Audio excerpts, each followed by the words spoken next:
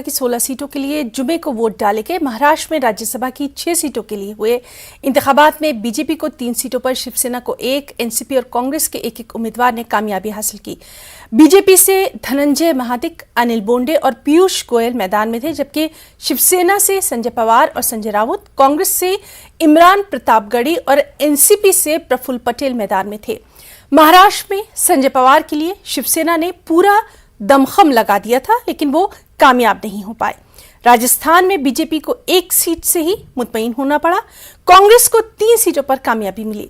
राजस्थान में कांग्रेस के रणदीप सिंह सुरजेवाला, मुकुल वासनिक और प्रमोद तिवारी ने कामयाबी हासिल की।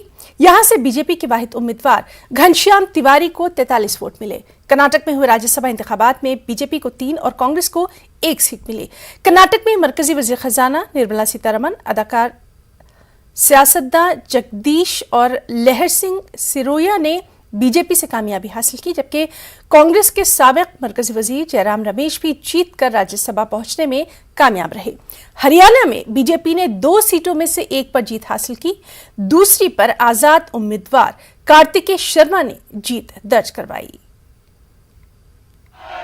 नहीं, जाहिर सी बात है, जीत के आए हैं, बड़े संघर्ष के बाद जीत के आए हैं। भारतीय जनता पार्टी ने तमाम साजिशें की, काउंटिंग देर से शुरू करवाई, उसके बाद भी हम लोगों ने पूरे धैर्य से इस चुनाव को लड़ा और अंततोगत तो हम लोग चुनाव जीत करके आए। मुझे इस बात की बेहद खुशी है। मैं महाराष्ट्र के अपने तमाम विधायकों का शुक्रिया अदा करूंगा जिन्होंने इतनी शानदार और बड़ी जीत दिलाई। बहुत खुश हूँ। जिंदगी में जो बहुत मेहनत की थी, अपने शहर की ताजा हवा लेके चला था, हर दर्द की यारों में दवा लेके चला था। मुझको यकीन था कि रहूंगा मैं कामयाब, क्योंकि मैं घर से माँ की दुआ लेके चला था। कार्यकर्ता जो लगे थे उन सभी ने ये भी दिखा दिया कि भारतीय जनता पार्टी ही इस प्रदेश में जनता ने चुनी थी। फिर एक बार जनता को मौका मिलेगा और जनता भारतीय जनता पार्टी के साथ खड़ी है। महाराष्ट्र में छल की राजनीति जो शिवसेना ने की, और जिस दिन मैं नामांकन भरने भी आया था उस दिन भी मैंने यही बात रखी थी कि महाराष्ट्र की जनता दुखी है इस सरकार से। उन्होंने 2019 में भाजपा के प्रधानमंत्री नरेंद्र मोदी जी के लोकप्रियता पे वोट दिया था। मैं स्वयं दक्षिण मुंबई में घूमता था, सब हमें कहते थे कि आपका कैंडिडेट होता तो हम जिताते। हमने कहा नहीं, शिवसेना हमारी मित्र पक्ष है, उसकी आप उनको वोट दीजिए, उनको वोट देना यानी मोदी जी को वोट देना। इस छल के साथ वो लोग जीत के उन्होंने पार्टी के साथ संबंध तोड़ा। अब जनता उनको इसका जवाब। हमारा कैलकुलेशन कोई खराब नहीं हुआ है।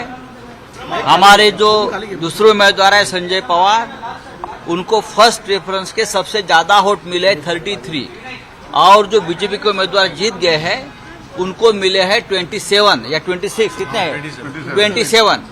हमको फर्स्ट प्रेफरेंस के 33 वोट मिले, लेकिन राज्यसभा की जो चुनाव प्रक्रिया है वो बहुत ही पेचीदा है। तो इस प्रकार से सेकंड प्रेफरेंस वगैरह वोटों की गिनती जब हो गई तो उनको आगे बढ़त मिली।